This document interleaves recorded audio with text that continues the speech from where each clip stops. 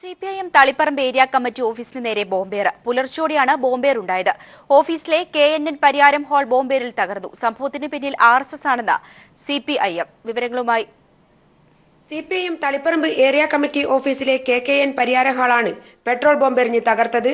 ഇന്ന് പുലർച്ചെയാണ് സംഭവം. ചുമരുകളും ആസ്ബസ്റ്റോസ് ഷീറ്റും തകർന്നിട്ടുണ്ട്. അതേസമയം CPIM Kodiyeri north local committee അംഗം സുജിത്തിന്റെ വീടിനു നേരെയും ഇന്നലെ രാത്രി ബോംബാക്രമണമുണ്ടായി.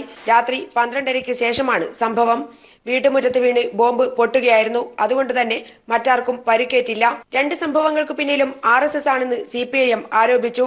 വ്യാപകമായ ആക്രമണങ്ങളാണ് കണ്ണൂർ ജില്ലയിൽ സിപിഐഎം ഓഫീസുകൾക്കു നേരെയും പ്രവർത്തകർക്കു നേരെയും ഇന്നലെ രാത്രിക്ക് ശേഷം ഉണ്ടായത്. News bureau, Kannur.